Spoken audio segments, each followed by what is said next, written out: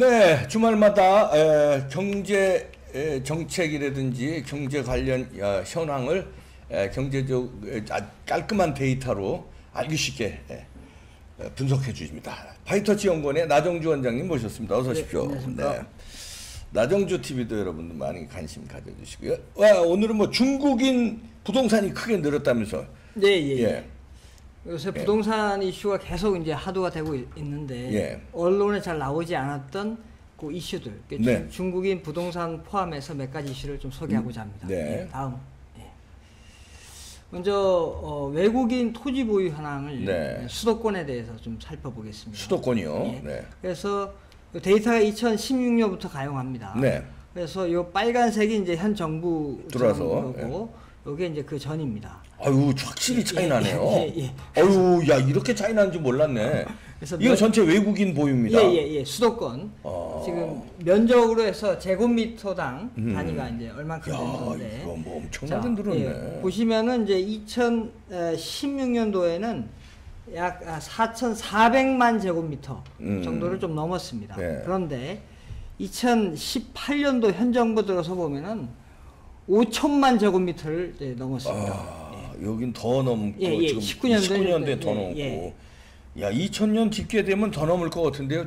이게 중국인들이 크게 특히 많이 산다고 그러더라고요. 뒤에 보시면 이 수도권이고 다음 수도권이요. 요거는 토지 보유. 이게 이제 똑같은 이제 외국인데 지방입니다. 지방에. 아까는 수도권이고 요건 지방.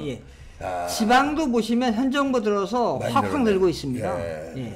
지방은 지금 아까 수도권은 이제 서울, 인천, 경기를 합친 거고 지방은 나머지 지역이니까 뭐 제주도라든가 세종시라든가 이런 단위가 훨씬 더 높죠. 1억 단위로 넘어요. 그래서 2012년도 보면은 1억 8,500만 정도 제곱미터를 넘었는데 근데 현 정부 들어서 이게 지금 이제 반년 단위입니다. 반년 단위로 돼 있어서 현 정부 들어서 보면은 2019년도에 보면은 엄청났네요. 거의 2억만 제곱미터를 향해 가고 있습니다. 많이 늘었다는 걸 알 수가 있습니다. 그러니까 수도권이든 지방이든 현 정부 들어서 외국인 토지 보유가 계속 확 늘고 있다. 다음. 다음 보시죠. 그래서 이번에 이제 이슈인 중국인하고 그러면 일본인 토지 보유 현황은 어떻게 되는지 볼 것 같습니다. 이게 재밌네요. 그래서 중국인이 이제 빨간색이고 조금만 내려주시죠. 제목이 좀 보이게끔 해주세요. 그리고 조금만 더 간격을 잘 맞추세요. 조금만 더 됐습니다. 빨간색이 이제 중국인이고 그다음에 파란색이 이제 일본인이 이제 토지 보유 현황입니다. 자, 보시면 일본이 먼저 보시면은 이제 요게 이제 문재인 대통령이 취임한 시점입니다. 점선이. 좌측으로 보시면은 이렇게 뭐 박근혜 정부하고 현 정부하고 비슷하게 그냥 별 차이가 없이 변화가 없습니다. 그냥 조금씩 차이인데 뭐 비슷하네요. 근데 중국인은 보면은 박근혜 정부에 비해서 엄청 많이 늘었습니다. 그러면은 박근혜 정부 2016년 전반기를 보면은 약 1,650만 제곱미터를 초과했습니다. 그러다가 현 정부 들어서 2019년 후반기에 보면은 뭐 엄청나네요. 1,900만을 넘어서 초과했습니다. 그러니까 중국인 보유가 엄청나게 현 정부 들어서 늘었다. 토지 보유가. 일본인은 그냥 이렇게 스테이블 하고요. 중국인이 왕창 늘은 거네요. 친중 정권이니까요. 뭐 중국인들이 살판났다고 지금 한국 토지를 사들이고 있습니다. 자, 가시죠. 이러다가 중국 땅 속국되는 것 같아요. 그래서 이제 이번에 또 뭘 봤냐면 관할 지역 밖에서 거주하는 사람이 아파트를 매매한 현황입니다. 이걸 살펴보는 이유는 예를 들어서 인천의 아파트를 서울에 사는 사람이 사는 겁니다. 이제 그걸 알아본 이유는 이렇게 되면 관할 지역 외니까 실거주를 목적이 아니겠죠. 투기 목적이겠죠, 주로. 그게 현 정부가 투기를 잡는다고 그렇게 규제를 많이 했지 않습니까? 정책을 많이 폈는데 어떻게 되는지 보겠습니다. 그러네요. 한번 보시죠. 이건 이제 월별 데이터인데 점선이 이제 문재인 대통령이 취임한 시점이고 좌측이 박근혜, 오른쪽이 문재인 정부인데 이건 호수입니다. 이거 메토. 아파트 몇 개인지. 보면은 이제 2013년도 박근혜 정부 초에는 1월 달에는 이게 지금 10,000호 네. 10,000호 되고 뭐 중반쯤 되면은 이제 20,000호를 초과하고 15년도 되면은 이제 한 24,000호를 됩니다. 그러다가 여기는 좀 떨어졌네. 2017년은 또 많이 떨어지다가 현 정부 들어서도 그다지 이렇게 늘지는 않고 있다가 19년도에 떨어졌다가 문제는 최근에 그렇게 지금 뭐 투기 세력 잡는다고 난리 쳤는데 최근에 왕창 올라갔네요. 30,000호 2020년 6월 달에는 44,000호까지 뛰었습니다. 아유, 엄청 뛰었네요. 두 배를 뛰었어요. 2배 이상 뛰었네요. 야. 그러니까 이거 완전히 이게 역설적인 게 투기 세력 잡겠다며요. 그러니까 오히려 투기 세력이 더 늘어난 거잖아요. 그것도 최근에 문제는 최근에 이렇게 늘어났다는 게 더 중요합니다. 그러네요. 2020년 4월이니까 그러니까 몇 달 전. 6월이면 끝이니까 6월이네. 이거 몇 개월 전입니다. 몇 개월 전에. 그러니까 한 2달 전에 이렇게 된 거예요.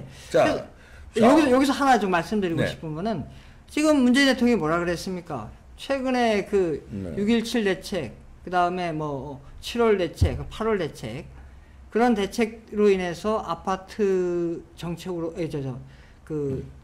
정책으로 인해서 곧 아파트 가격이 집값이 안정되고 있다라고 했지 않습니까? 그게 왜 그러냐면 지난번에도 있지만 규제 정책을 하고 나면 당분간 뚝 떨어집니다.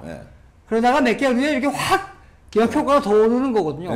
요 떨어지는 시점이니까 안정됐다고 얘기할 수 있는 거예요. 그거를 지금 그러니까 국민들이 잘 알아야 돼요. 정책을 피면 그 직후에는 바로 거래가 줄죠.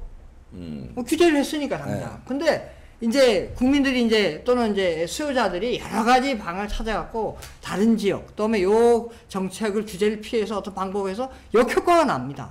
그게 이제 몇 개월 뒤에 나타나요. 그러면 이제 이런 현상이 벌어지는 겁니다. 확 꺼졌다가 확 그냥 뛰는. 완전 롤러코스터네요. 이거를 이 데이터가 지난번에 제가 보여드린 데이터가 그렇게 나타났지 않습니까? 그 데이터에 그렇게 나타났는데도 국민을 호도하는 거죠.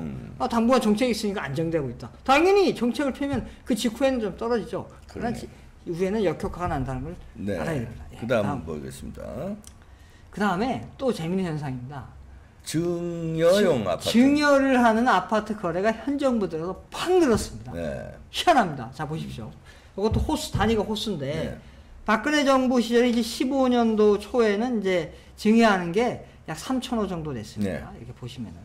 근데 현 정부 들어서 2018년도 초에 보면은 6,000호로 뛰고, 그 다음에 19년도, 20년은 6,500호 정도로.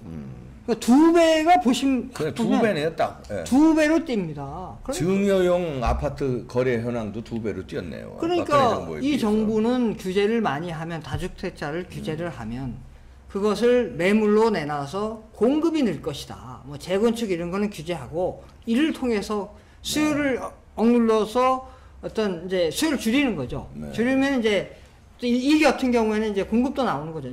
다주택자를 팔게 하니까.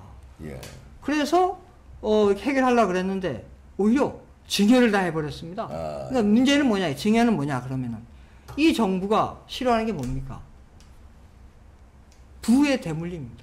그러니까요. 부의 대물림 싫어하잖아요. 근데 이거 증여는 부의 대물림. 근데 부의 대물림을 박근혜 정부보다 2배 이상을 부의 대물림을 하는 정책을 폈습니다. 이 정책 정말 잘 핀 겁니다. 보십시오.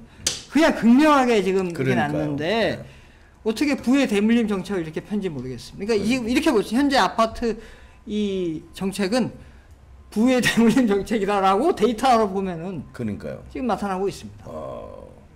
다음 보시죠. 다음, 그 요약을 한번 해보겠습니다. 요약을 해보면은 아까 수도권이든 지방이든 전국에 걸쳐서 외국인 보유가 급증하고 있다. 특히나 중국인 토지 보유가 급증하고 있다. 지금 우리가 4.15 총선 부정선거 이슈로 중국인이 개입지 않았냐고 의심을 많이 하고 있지 않습니까?